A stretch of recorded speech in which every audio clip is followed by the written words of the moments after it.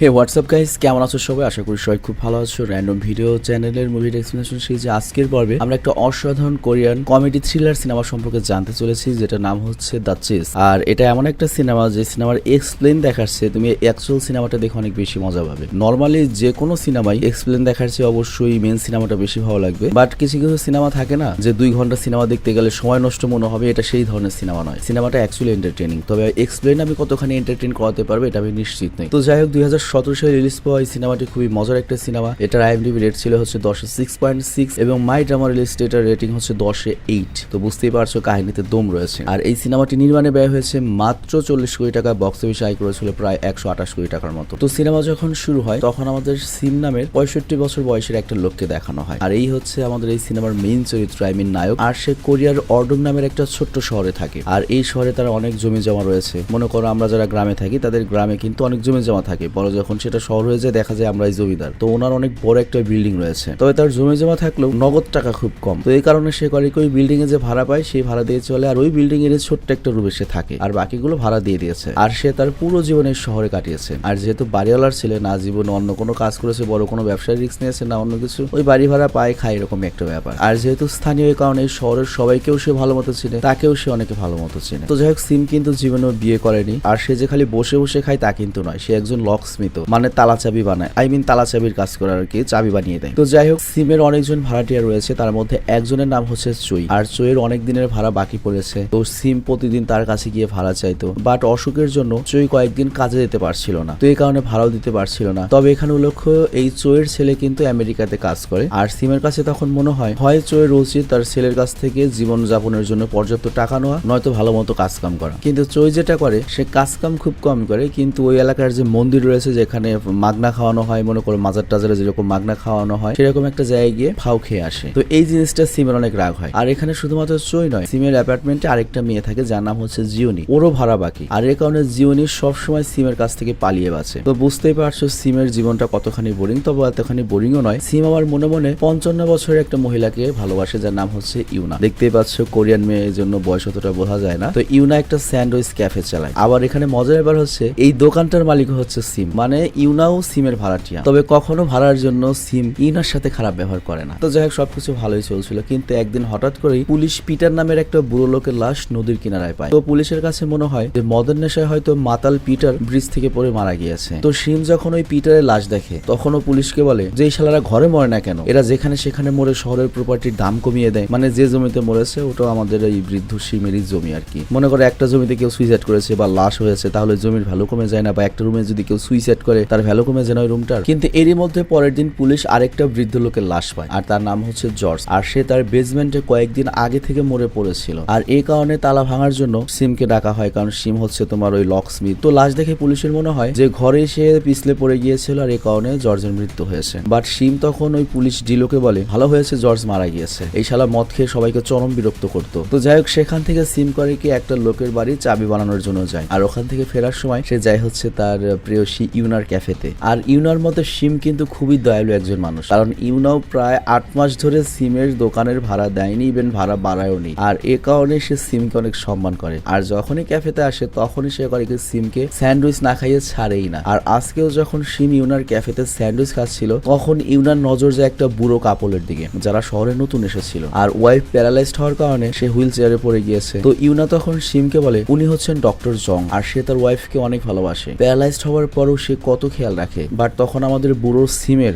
Doctor জং এর জন্য অনেক মায়া কাজ করে। সিম বলে ওঠে, ইস, এরকম একটা প্যারালাইজড ওয়াইফের কারণে ডক্টর জং এর জীবনটা না জানি কত নরক হয়ে গিয়েছে। মানে বুঝতেই পারছো আমাদের সিম হচ্ছে পুরো আত্মকেন্দ্রিক একটা মানুষ, সেই লেভেলের একটা চরিত্র। তো যাই হোক, এরপর রাতে সিম যখন তার বিল্ডিং এ ফেরত আসে তখন সে করে কি আবার ভাড়া চাওয়ার জন্য চুইয়ের ঘরে যায়। আর সে ওখানে গিয়ে দেখে অনেকগুলো খাবার আইটেম রাখা রয়েছে, হয়তো চুই কোথাও ভিক্ষা টিক্কা করে নিয়ে এসেছে। আর তখনই চুই বাইরে থেকে ভেতরে আসে, আর তার হাতে রয়েছে হচ্ছে মদের বোতল। তো এটা দেখে সিম অনেক রেগে যায় এবং বলে শালা তোর কাছে রুম ভাড়া দেওয়ার টাকা নেই, কিন্তু মাল খাওয়ার টাকা ঠিকই রয়েছে। বাট চুই তখন বলে ওস্তাদ, আজকে আমি অনেক খুশি, কারণ আমার ছেলে আমেরিকা থেকে কল দিয়েছিল, ও আমাকে আমেরিকা নিয়ে যাচ্ছে, আমার জন্য ভিসা পাঠিয়েছে, টিকিটও পাঠাবে। তো ওস্তাদ চল আজকে আমরা একসাথে মদ খাবো। তো এরপর চুই সিমকে মদ খাওয়ার জন্য তার সাথে বসায়। তারপর চুই সিমকে বলে ওঠে গত 2 দিনে যে 2টো বুড়ো লোকের লাশ পাওয়া গিয়েছে, তুমি কি মনে করো যে এগুলো ওরা নর্মালি মরেছে বা কোনো অ্যাক্সিডেন্ট? না, এগুলো হচ্ছে মার্ডার। আর আমি পিটার এবং জর্জ ওই 2 বুড়োকেই চিনতাম, তারা দুজনে আমার সাথে মন্দিরে খাবার খেতে যেত ফ্রি। কিন্তু গত সপ্তাহ থেকে আমরা জর্জকে পাইনি, আর আজকে পিটারের লাশ পাওয়া গেল। আর জন নামের একটা লোকও 2 দিন ধরে গায়েব রয়েছে, তার মানে জনকেও হয়তো মার্ডার করা হয়েছে।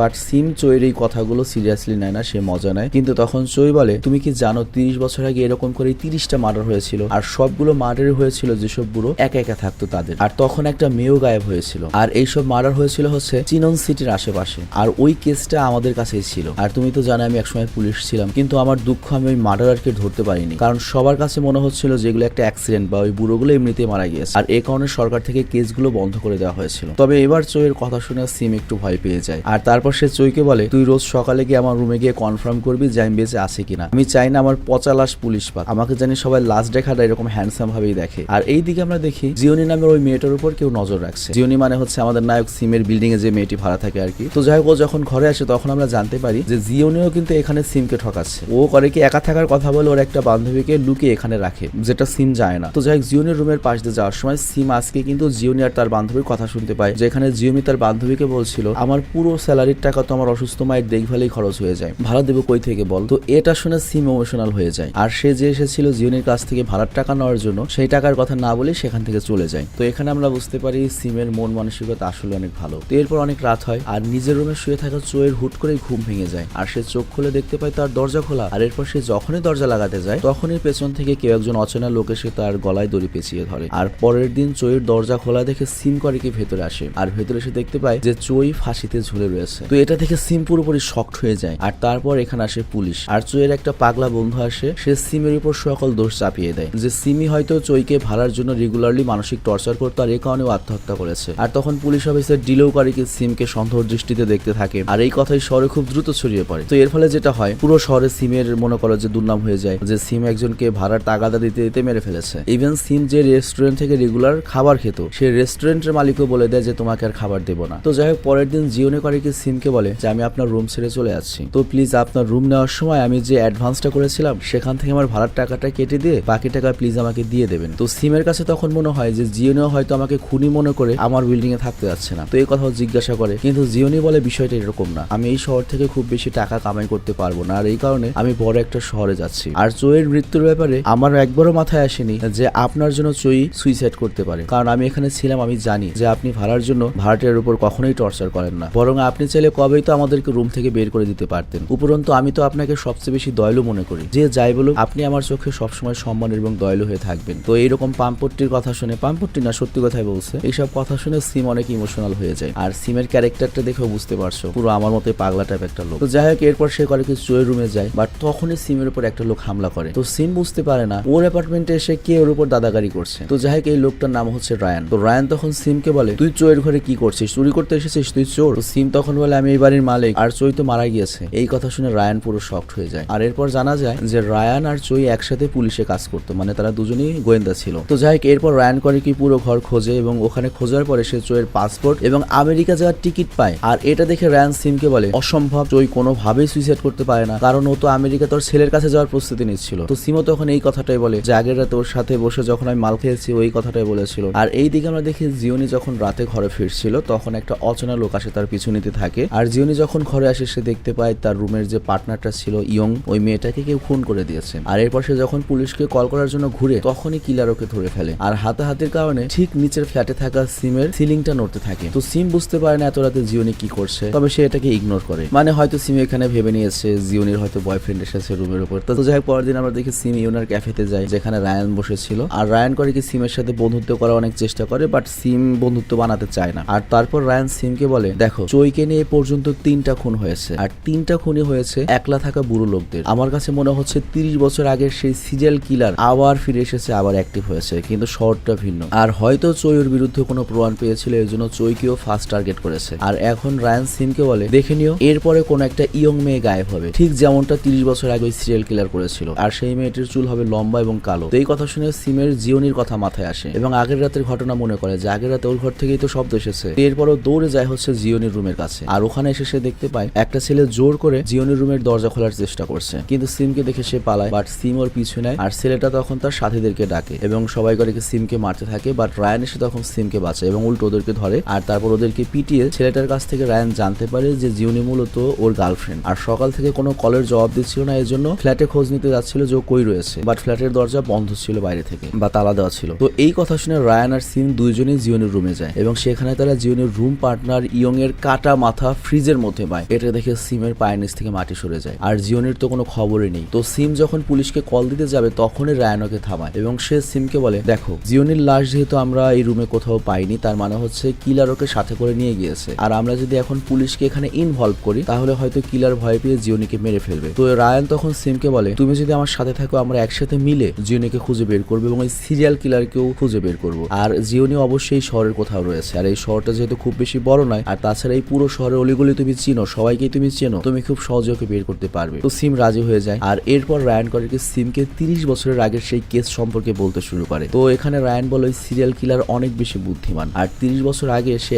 একলা থাকা বুড়োদেরকে এভাবে মারতো যাতে মনে হয় যে এগুলো অ্যাক্সিডেন্ট বা অন্য কোনো কারণে মারা গিয়েছে। আর এখনো মার্ডার গুলো ঠিক সেভাবেই হচ্ছে। আর এরপর সে একটা যুবতী মেয়েকে ভিকটিম বানিয়েছিল, কিন্তু ওই মেয়েটিকে আজ পর্যন্ত কোথাও খুঁজে পাওয়া যায়নি। আর তাছাড়া যেসব বুড়োরা মারা গিয়েছিল তাদের কোনো ফ্যামিলি ছিল না। আর আমি আর চুই মূলত ওই কেসটা তদন্ত করেছিলাম, কিন্তু আমাদের হাতে কোনো সাক্ষ্য প্রমাণ ছিল না। আর এরপর সরকার থেকে ওই কেসটা বন্ধ করে দেওয়া হয়। তো এবার যদি ওই কিলারকে থামানো না হয় তাহলে কিন্তু আরো অনেক মানুষ মারা পড়বে। তবে একটা কথা না বললেই নয়, শুধুমাত্র একজনই মহিলা ওই কিলারের হাত থেকে বেঁচে পালাতে পেরেছিল আর তারপরে মূলত সিরিয়াল কিলিংও থেমে গিয়েছিল। আর সে হচ্ছে ওই ক্যাফের মালিক ইউনা। কিন্তু বয়স এবং অ্যাক্সিডেন্টের কারণে ইউনাও হয়তো তার সেই মেমোরি হারিয়ে ফেলেছে। তো ওকে আর যদি আমরা জিজ্ঞাসাবাদ করি কোনো লাভ নেই। আর ওকে জিজ্ঞাসাবাদ করার জন্য আমি ওর ক্যাফেতে গিয়েছিলাম, অনেক চেষ্টা করেছি ওকে মনে করানোর জন্য, বাট 1988 সালের সেই ঘটনার মনে নেই। তবে সবচেয়ে খারাপ ব্যাপার কি জানো, আমরা 1988 সালে সেই কিলার পর্যন্ত পৌঁছে গিয়েছিলাম, কিন্তু উল্টো সেই কিলার আমাদের একজন সঙ্গীকে মেরে ফেলেছিল আর সে মুখে মাস্ক পরা ছিল, কিন্তু তার চোখ আমি দেখেছিলাম আর ওই চোখ আমি কখনোই ভুলতে পারবো না। আর এই কারণে ওই চোখ আমি যদি আজও দেখি আমি ওকে ধরতে পারবো। আর ওকে নিয়ে আমি অলরেডি তদন্ত করা শুরু করে দিয়েছি। আর দেখো আমি তদন্ত করে পর্যন্ত কি কি পেয়েছি এবং এই শহরের কাকে কাকে আমি সন্দেহ করছি এই সিরিয়াল কিলার হিসাবে। এরপর যখন খাতাটা দেখায় তখন ওর মধ্যে সিমের নামও দেখানো। আর ওই কিলারকে নিয়ে কিন্তু আমরা অবসর নেওয়ার পরও নিজেদের মতো গবেষণা চালাচ্ছিলাম এবং চোয়ে কিন্তু তার নিজের মতো করে এই শহরের অনেকের উপর ইনভেস্টিগেশন করেছে। আর এরপর রায়ান করে কি সিমকে ওই চোয়ের বানানো যে সাসপেক্টের লিস্ট আছে, মানে চোয়ে যেটা সন্দেহ করতো যে কে কে সিরিয়াল কিলার হতে পারে এই শহরে, সেই লিস্টটা দেখায়, যার মধ্যে ভাই সিমের নামও ছিল। কারণ সিম সবসময় ইউজলেস এবং বুড়া লোকদের ঘৃণা করে আর সে টাকা পয়সার আগে কিছুই দেখে না। আবার তার উপর সিম হচ্ছে চায় বানাতে এক্সপার্ট। তবে সন্দেহজনক লিস্টে সিম তার নিজের নাম দেখে অনেক রেগে যায় এবং সেখান থেকে রেগে চলে যায়, মানে পোলা পায় না ব্যাপার, অনেকটা আমাদের সুমন ভাইয়ের মতো, আমার মতো। তো যাই হোক, রায়ান কিন্তু এখানে সিমকে মানিয়ে ফেলতে পারে। আর তারপর রায়ান সিমকে বলে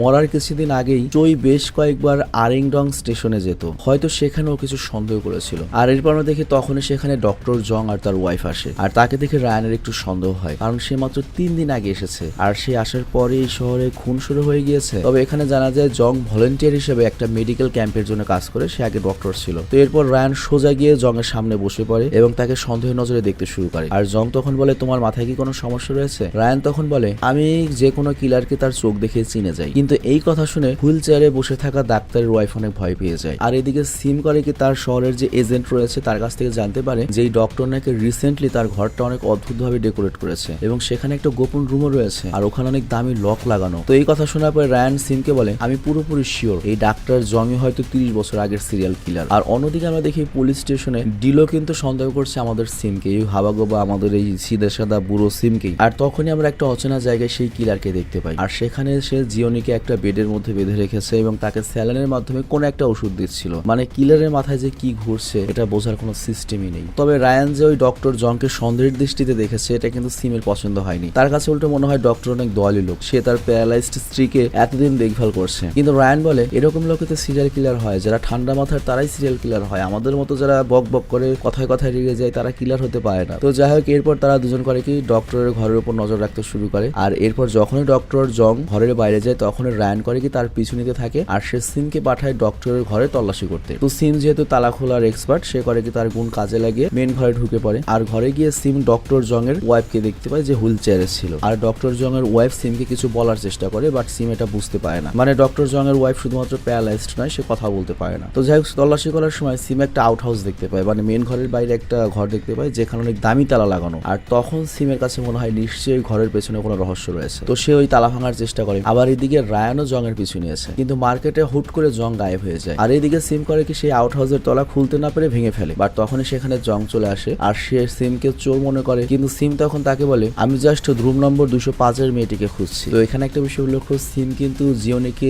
জিওনি বলে ডাকে না, সে সবাইকে তার রুম নাম্বার বলে ডাকে। মানে তুমি যদি সিমের বিল্ডিং এ ওঠো, যদি তুমি রুম নম্বর 420 এ থাকো তাহলে তোমাকে সিম ডাকবে হচ্ছে 420 বলে, মানে 420 বলে। তো যাই হোক, সিমের কথা শুনে জং তাকে সেখান থেকে চলে যেতে বলে, যেখান থেকে চলে যাও। তবে সিমে তো অবাক হয়ে যায়, কারণ সিম যে তোর বাড়ি চুরি করতে এসেছে এটা সন্দেহ করে জংয়ের উচিত ছিল পুলিশকে কল করা, কিন্তু সে পুলিশকে কল করেনি। আর তখন সিম করিকে জেদ করে যে ভিতরে কি আছে আমি দেখবই। তো এরপর জং করিকে সিমকে যখন থামাতে যায় তখন সেখানে রায়ান পৌঁছে যায়, আর সে করিকে রিভলভারটা জংয়ের দিকে তাক করে। আর এরপর দরজা খুলে তারা তিনজন ভেতরে আসলে দেখতে পায় যে ভেতরে গাজার গাছ লাগানো। তো জং তখন ওদেরকে রিকোয়েস্ট করে, প্লিজ এই বিষয়গুলো পুলিশকে বলো না, কারণ এই গাজার গাছগুলো আমার অসুস্থ ওয়াইফের ওষুধ বানাতে কাজে লাগে। তবে এতেও রায়ানের সন্দেহ কমে না, আর সে ওখানে রাখা একটা মাস্ক দেখে, আর জংকে সে ওই মাস্কটা পরতে পারে, কারণ আজ থেকে 30 বছর আগে সেই কিলারের চোখ দেখেছিল, ওই দৃশ্য তার এখনো মনে রয়েছে। তো এরপর যখনই জং মাস্ক পরে, জংয়ের চোখ দেখে রায়ানের চোখ মুখ খুশি হয়ে যায়, এবং রায়ান কনফার্ম করে যে ডক্টর জংই হচ্ছে সেই সিরিয়াল কিলার। আর এরপর সে জংয়ের উপর গুলি করে, কিন্তু জানা যায় এটা একটা খেলনা বন্দুক ছিল, সেখানে কোনো বুলেট নেই। তো রায়ানের এই কাজে সিমও চমকে যায়, মানে রায়ানের কার্যকলাপ তখন সিমেরই সন্দেহ হতে শুরু করে। তো এরপর ডক্টর জং বলে যে রায়ানের তল্লাশি করো। তো এরপর যখন রায়ানের তল্লাশি করা হয় তখন ওর গলায় একটা পাগলখানার ব্যাজ দেখা যায়। তো এখান থেকে জানা যায় যে রায়ান মূলত একজন পাগল বা অ্যালজাইমারের পেশেন্ট, কিছুদিন আগেই সে পাগল হসপিটাল থেকে পালিয়েছে। তো এরপর হসপিটালের লোক এসে রায়ানকে নিয়ে যায়, আর এখানে লক্ষ্য রায়ানের ছেলেও কিন্তু পুলিশ অফিসার ছিল। তো সিম করে কি জংয়ের কাছে ক্ষমা চায় যে একটা পাগলের কথা শুনে সে এরকম একটা ভালো মানুষ ডক্টরকে সন্দেহ করেছে, আর সে জংকে প্রমিস করে যে আপনার এই গাজার বাগান সম্পর্কে আমি পুলিশকে বলবো না। আর জংও তখন তাকে বলে জিওনির ব্যাপারে আমি যদি কিছু জানতে পারি আপনাকে জানাবো। তো এরপর সিম তার পুরনো জীবনে ফেরত আসে, তবে এইভাবে জিওনির গায়েব হওয়াটা তাকে কোনোভাবে শান্তি দিচ্ছিল না। আর এইদিকে আমরা দেখি সেই পুলিশ অফিসার ডিলো চোয়ের মৃত্যু তদন্ত করতে করতে সেই চার্জে যায় যেখানে চোই ফ্রিতে খেতে যেত, মানে একটা খ্রিস্টানদের চার্জে আর কি। তো ফাদার থেকে ডিলো জানতে পারে জন নামের একটা বুড়ো লোকও গত সপ্তাহ থেকে এখানে আসছে না খেতে। আর অন্যদিকে সিমের চোয়ের একটা বলা কথা মনে পড়ে যায়, জন নামের একটা বুড়ো লোক গায়েব হয়ে গিয়েছে। আর এরপর সে যায় জনের বাসায়, আর ওখানে গিয়ে সে জনের ঝুলন্ত লাশ দেখতে পায়, আর তার মৃত কুকুরের পাশে সিম একটা চাবি দেখতে পায়। আর এই চাবি দেখে সিম কিন্তু চিনতে পারে, কারণ এরকম একটা চাবি কিছুদিন আগে সিমই বানিয়ে দিয়েছে, এবং সিমের কাছে এসেছিল চাবিটা বানানোর জন্য। আর তার এটাও মনে পড়ে ওই লোকটির প্যান্ট কোন একটা পশুর কামড়ে ছেঁড়া ছিল, হয়তো কোনো কুকুর কামড়ে ছিল ওই লোকটির প্যান্টটিকে। তো এরপর সিম করে কি সেই লোকটির ঘরে যায়, আর ভেতরে সে একটা দেয়ালের মধ্যে শহরের বুড়ো লোকদের ডিটেলস লেখা দেখতে পায়, যেখানে আমাদের দাদু সিমের ডিটেলসও ছিল, মানে খুনির পরবর্তী টার্গেট ছিল আমাদের সিম। তো এরপর সে যখন ড্রয়ার খোলে সেখানে মৃত বৃদ্ধদের ছবি দেখতে পায়, আর এটা দেখে সিম পুরো ক্লিয়ার হয়ে যায় সে বর্তমানে সিরিয়াল কিলারের বাসায় রয়েছে। কিন্তু তখনই সেখানে চলে আসে পুলিশ অফিসার ডিলো, এবং সে উল্টো সিমকেই সন্দেহ করা শুরু করে। কিন্তু তখনই ডিলো সেই ড্রয়ারে সিরিয়াল কিলারের আইডি কার্ডটা দেখতে পায়। তো এখান থেকে জানা যায় ছেলেটির নাম হচ্ছে বনি, যে আরিডং স্টেশনে কাজ করত। এবং তোমাদের নিশ্চয়ই মনে আছে চুই কিন্তু প্রায় আরিডং স্টেশনে যেত কোন একটা কারণে, মানে যে চুই মারা গিয়েছে আমেরিকা যাওয়ার কথা ছিল। তো এরপর তারা সেখানে যায়। তো পুলিশ অফিসার ডিলো করে কি স্টেশন মাস্টারের সাথে কথা বলতে যায়, আর সিম যায় সিগন্যাল রুমে যেখানে বনি বসেছিল। তো সিম বনিকে বলে আমি তো জেনে গিয়েছি তুই একটা সিরিয়াল কিলার। আর এই কথার পরে ওদের মধ্যে হাতাহাতি শুরু হয়, এবং বনি খুব সহজে সিমের উপর ওভার পাওয়ার করতে থাকে। বাট তখন পুলিশ অফিসার ডিলো সেখানে চলে আসে, বাট বনি ওকে মেরে সেখান থেকে পালায়। আর তখন সিম করে পিছু নিতে থাকে, বাট পালানোর সময় বনিকে একটা গাড়ি ধাক্কা মেরে দেয়, এবং বনি সেখানেই মারা যায়। আর এরপর পুলিশ প্রেস কনফারেন্সে ডিক্লেয়ার করে দেয় বুড়ো লোকটিকে এবং মেয়েটিকে যে কিডন্যাপ করেছে সেটার কিলার সিরিয়াল কিলার আজকে অ্যাক্সিডেন্টে মারা গিয়েছে। এবং এর সাথে পুলিশ এটাও বলে যে বনি ছিল ইয়াং, এবং বনির মনে হচ্ছিল যে এই ওল্ড জেনারেশনের কারণে ইয়ং জেনারেশন ব্যবসা চাকরির ক্ষেত্রে অনেক সাফার করছে, সুযোগ কম পাচ্ছে, আর এই জন্য সে হয়তো বুড়োদের ঘৃণা করতো। তো যাই হোক, নিউজ দেখে সবাই জেনে যায় যে সিম কিলার ছিল না, সিমকে শুধু শুধু সবাই ভুল বুঝেছিল, এবং সিম উল্টো ওই কিলারকে ধরতে সহযোগিতা করেছে। বাট টিভিতে এই খবর দেখে সিমের প্রেয়সী ইউন অনেক ডিস্টার্ব হয়ে যায়। আর তখন আমরা বেসমেন্টে বন্দি থাকা জিওনেকে দেখতে পাই, আর তার পাশে একটা অচেনা লোক ছিল। তো এখানে আমাদের সবার মনে প্রশ্ন আসে, বনি নামে রয়েছে এটা যদি সিরিয়াল কিলার হয় যে অ্যাক্সিডেন্টে মারা গিয়েছে, তাহলে এই লোকটিকে, তাহলে এখানে সিরিয়াল কিলার কি দুজন? এবং এখানে আমরা দেখতে পাই অচেনা লোকটি কিন্তু জিওনির স্যালাইনে কোন একটা মেডিসিন দেয়। তো যাই হোক, বনি ধরা পড়ার পরে যখন জিওনের বিষয়ে আর কোনো খোঁজ খবর পাওয়া যায় না, তখন সিম পুলিশের স্টেশনে যায়। আর পুলিশ তখন সিমকে বলে বনি মূলত একটা ইয়ং ছেলে যে 30 বছর আগে সেই সিরিয়াল কিলারকে কপি করছিল, তবে মনে হয় সেই পুরনো সিরিয়াল কিলার এখনো জীবিত রয়েছে, আর বনি শুধুমাত্র বুড়োদের মারতো। যাই হোক, বনি যেহেতু মারা গিয়েছে, তবে জিওনের যেহেতু কোনো খোঁজ খবর পাওয়া যাচ্ছে না, এর জন্য সিম কারিকে পুলিশ স্টেশনে যায় এবং তাদেরকে বলে বনি মেন সিরিয়াল কিলার নয়। আমার যেটা মনে হয় 30 বছর আগের যে সিরিয়াল কিলারটা এসেছিল উনি হয়তো তাকে কপি করছিল, কিন্তু সেই আসল পুরনো সিরিয়াল কিলার এখনো জীবিত রয়েছে, কারণ বনি শুধুমাত্র বুড়োদের মারছিল, কারণ বনির রাগ ছিল বুড়োদের উপর। সে খালি বুড়োদের মারবে ঠিক আছে, কিন্তু জিওনিকে কেন কিডন্যাপ করবে, তার উপর ইয়ংকে কেন মার্ডার করবে? ইয়ং মানে হচ্ছে জিওনির সেই বান্ধবী যেটা মেরে ফ্রিজের মধ্যে মাথা রেখে দিয়েছিল। তো এর মানে হচ্ছে আসল সিরিয়াল কিলার এখনো বাইরে রয়েছে, আর জিওনি তার কাছে রয়েছে। বাট পুলিশ সিমের মজা নেয়। তো যাই হোক, এরপর সিম করে কি ইউনার কাছে যায়, মানে ওর প্রেয়সী, কারণ রায়ানের মতে একমাত্র ইউনাই আসল সিরিয়াল কিলারকে দেখেছিল। তো সিম তখন ইউনাকে রিকোয়েস্ট করে যাতে সে ওই সিরিয়াল কিলার সম্পর্কে কিছু বলে, কারণ জিওনের জীবন ঝুঁকিতে রয়েছে। তো ইউনা তখন বলে আমি সিরিয়াল কিলারের চেহারা দেখিনি, কিন্তু সে যখন আমার পাশ হয়েছিল আমার কাছে এমন মনে হয়েছিল যে তার এক হাতে 6টা আঙুল। তো এরপর সিম করে কি রায়ানের সাথে দেখা করতে যায় হচ্ছে পাগলখানায়, মানে ওই পাগলের হসপিটালে। কিন্তু অ্যালজাইমারের কারণে রায়ান সিমকেও ভুলে গিয়েছে। তো এই জন্য সিম করে কি নিজেকে ওর বন্ধু চই বলে পরিচয় দেয়, যে আমি আর তুই একসাথে পুলিশ স্টেশনে কাজ করতাম। আর তারপর সিম আবারও রায়ানের মেমোরিতে ট্রিগার করে সেই পুরনো সিরিয়াল কিলারের কথা মনে করিয়ে দেয় যে ওকে ধরতে হবে। আর সিম তখন ওকে জিজ্ঞাসা করে তুমি কি এরকম কোনো মানুষকে চিনতে যার হাতে 6টা আঙুল ছিল? কিন্তু রায়ান একটা কথাই বারবার বলতে থাকে যে ওই ডক্টর জং এর সিরিয়াল কিলার। আর তখনই সিমের মাথায় একটা জিনিস স্ট্রাইক হয়, যে সেদিন ও যখন জং এর ঘরে ঢুকেছিল তখন জং বলেছিল সে যায় না জিওনি কোথায়। সে বলেছিল যে জিওনির যদি খোঁজ পাই তাহলে আমি তোমাকে জানাবো। কিন্তু আমি তো কখনো ডক্টর জং এর সামনে জিওনির নাম বলিনি, আমি তো ওকে রুম নাম্বার বলে রেখেছিলাম যে 205 নম্বর রুমের মেয়েটিকে খুঁজছিলাম। তাহলে ডক্টর জং কিভাবে জানলো 205 নম্বর রুমের মেয়ের নাম জিওনি? তো সিমের মাথা খেলে যায়। সিমের পর যায় হচ্ছে ডক্টর জং এর ঘরের দিকে, আর জং তাকে দেখে সারপ্রাইজড হয়। তবে সিম তখন অসুখের বাহানা করে। আর এরপর জং করে কি সিমের নার্ভস দেখতে থাকে। আর তখনই সিমের নজর যায় হচ্ছে জং এর আঙুলের দিকে, যেখানে সার্জারির নিশানা রয়েছে, মানে অপারেশন করা হয়েছে তার নিশানা রয়েছে, মানে একটা আঙুল কাটা হয়েছে। তো এখানে সিম সোজা জংকে জিজ্ঞাসা করে তাহলে তুমি কি তোমার 6 নম্বর আঙুলটা কেটে ফেলেছো? আর সিমের এই কথা শুনে জং আরো শকড হয়ে যায়। আর সিমের পর আরো জিজ্ঞাসা করে জংকে জিওনি কোথায়। আর জং তখন বুঝে যায় যে সিম অলরেডি তাহলে ইউনা থেকে সবকিছু জেনে গিয়েছে। তো এখানে জং স্বীকার করে যে আমি সেই 30 বছর আগের সিরিয়াল কিলার। বাট সিম জং এর উপর হামলা করার আগেই জং করে কি সিমের মাথায় আঘাত করে ওকে বেহুশ করে দেয়। আর এরপর জং করে কি সিমকে তার সিক্রেট বেসমেন্টে নিয়ে যায়, যেখানে জিওনিকে বেঁধে রাখা হয়েছে। তো জিওনিকে দেখে সিম তো অনেক খুশি হয়। আর জং তখন সিমকে বলে দেখো জিওনিকে আমি গাঁজা আফিম দিয়ে বানানো একটা ওষুধ দিয়ে আসছি রেগুলার, যাতে ওর অবস্থা দ্রুত আমার ওয়াইফের মতো হয়ে যায়, পুরোপুরি প্যারালাইজড হয়ে যাবে চিরদিনের জন্য। আর সত্যি কথা বলতে কি জানো, আমি এমন একটা সাইকো যার একাকিত্ব পছন্দ নয়, আবার আমি এটাও চাই না আমার লাইফে কেউ থেকে আমার পার্সোনাল লাইফে ইন্টারফেয়ার করবে, আমার উপর চাপাবাজি করবে। আর আমি প্রেম করে অনেকবার ধোকা খেয়েছি, সবাই আমার টাকা পয়সা নিয়ে পালিয়ে গিয়েছে। তো এর জন্য আমি 30 বছর আগে ওই মহিলাটাকে কিডন্যাপ করি এবং তারপর তার উপর রেগুলারলি মেডিসিনের এক্সপেরিমেন্ট করে তাকে আমি পুরোপুরি প্যারালাইজড করে দেই আর নিজের ওয়াইফ হিসেবে রাখি। কিন্তু ও পুরনো হয়ে গিয়েছে, এখন ওর প্রতি আমার আর কোনো ইন্টারেস্ট নেই। আর এর জন্য আমি কোচি মেয়ে জিওনিকে আমার ওয়াইফ বানাবো এবং ওই হুইল চেয়ারে আমার ওয়াইফের জায়গায় জিওনি নেবে আর আমার ওয়াইফ চিরতরে শেষ হয়ে যাবে। আর তারপর আমি জিওনি কিনে অন্য আরেকটা শহরে চলে যাব। আর আমার দুঃখ, বনি নামের একটা ছেলে আমাকে কপি করতে শুরু করেছিল। সে একলা বুড়োদের মারতে শুরু করেছে আর সে রাতে সে আমাকেই মারতে এসেছিল। কিন্তু আমার রুমে জিওনিকে যখন দেখে তখন আমরা একে অপরের সামনাসামনি হই আর ও বুঝে যায় যে আমিও খুনি। আর একটা সিরিয়াল কিলার আরেকটা সিরিয়াল কিলারকে কখনোই মারে না, সবার প্রতি সবার একটা সম্মান থাকে। তো এই কারণে ও চলে গিয়েছে, কিন্তু ও আমার চেহারা দেখে ফেলেছিল আর এই কারণে আমি ওর উপর নজর রাখতে শুরু করি। তো ওই রাতে ও যখন তোমাদের হাতে প্রায় ধরাই খেতে যাবে তখন আমি নিজের গাড়ি দিয়ে ওকে ধাক্কা দিয়ে মেরে দিই, কারণ ও যদি তোমাদের হাতে যেত আমার রহস্য তো ফাঁস হয়ে যেত। ও ছিল হচ্ছে নতুন নবীন, কিন্তু আমি হচ্ছি এক্সপিরিয়েন্সড, এই জন্য ওকে তো মরতেই হতো। তো যাই হোক, এরপর জং তার বর্তমান ওয়াইফকে মেরে ফেলবে, এটাকে আর দরকার নেই। কিন্তু তখনই সেখানে পাগল রায়ান চলে আসে, মানে সে আবারও হসপিটাল থেকে পালিয়েছে এবং রায়ান করে কি জংকে গান পয়েন্টে নেয়। বাট জং আর ভয় পায় না, কারণ আমরা জানি রায়ান পিস্তল কই পাবে, সে তো একটা পাগল, তার কাছে খেলনা পিস্তল রয়েছে। তো জং বলে গুলি কর গুলি কর।